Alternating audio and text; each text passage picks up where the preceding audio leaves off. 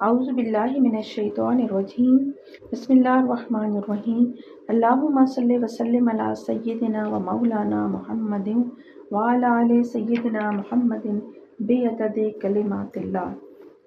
کتاب نور عرفان جلد اول روحی علوم، جس کا ڈاکٹر محمود علی انجم نے تحقیقی و تنقیدی جائزہ پیش کیا ہے۔ علم تصوف کی ترویج کے عصری تقاضوں کے تحت لکھتے ہوئے ڈاکٹر صاحب صفحہ نمبر 121 میں بیان کرتے ہیں کہ تصوف میں اسم ذات، اسم نبی کریم صلی اللہ علیہ وآلہ وسلم، خانہ کعبہ، روضہ رسول، کلام ربانی یا تصور شیخ کو مرکز توجہ بنایا جاتا ہے، اسی پر تفکر کیا جاتا ہے اور سانس کے ذریعے یا زبان کے ذریعے نہایت محبت اور عقیدت سے اسم ذات یا نفی اثبات کا ذکر کیا جاتا ہے یا درود شریف پڑھا جاتا ہے۔ روحی علوم کے مراقبے میں کسی مادی شے کا تصور قائم کیا جاتا ہے، اسے مرکز توجہ بنایا جاتا ہے اور اس دوران سانس کی آمد و رفت پر کنٹرول رکھا جاتا ہے۔ مراقبہ اسم ذات برابر ہے تصور جمع تفکر جمع توجہ جمع عقیدت جمع محبت جمع ذکر جمع تنظیم تنفس، یعنی جب روحانیت سے تعلق رکھنے والا اسم ذات شریف کا مراقبہ کرتا ہے تو اس مراقبے میں اس کا تفکر بھی شامل ہوتا ہے، تصور بھی، توجہ بھی، عقیدت اور محبت کے ساتھ وہ ذکر کرتا ہے، ساتھ ساتھ تنظیم نفس کا بھی اہتمام کرتا ہے۔ اور اس کے برعکس جب روحی مراقبہ ہوتا ہے، یعنی جس کا تعلق دنیاوی مقاصد کا حصول ہے، اس میں صرف تصور جمع تفکر جمع توجہ جمع تنظیم تنفس کا اہتمام کیا جاتا ہے۔ تصوف میں مراقبے کا مقصد نفس انسانی کے نفس کلی سے رابطہ و تعلق قائم کرنا ہے۔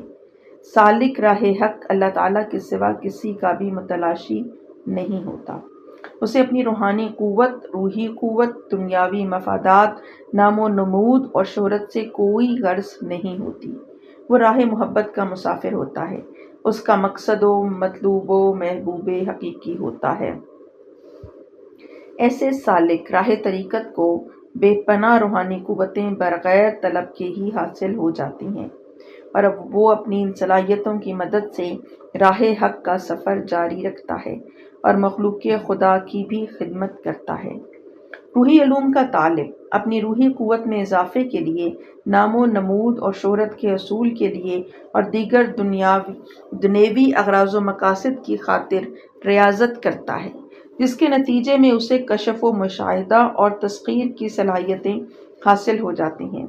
کیونکہ اس کے عقائد صالح نہیں ہوتے اور وہ طالب حق نہیں ہوتا، اس لیے اسے حق تک رسائی حاصل نہیں ہوتی۔ ایسا شخص روحانی قوت کے حامل اہل حق کے جوتوں کی روحانی قوت کا بھی مقابلہ نہیں کر سکتا۔ انسان کے مقصد حیات کا تقاضا ہے کہ وہ راہ حق اختیار کرے، اسے چاہیے کہ وہ روحی علوم کا تحقیقی و تنقیدی جائزہ لیتا رہے اور اپنے فکر و عمل سے باطن پر حق کی برتری ثابت کرتا رہے۔ اگلا ذیلی عنوان ہے ارتکاز توجہ۔ ارتکاز توجہ سے مراد کسی شے یا نقطے پر توجہ مرکوز کرنا یا تصور کو مرکزی خیال بنانا ہے۔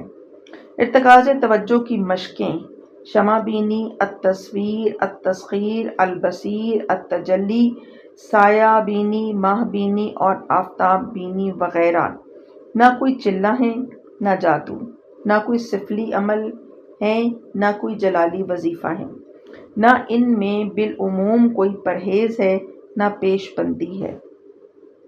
یہ صرف دماغی مشقیں ہیں۔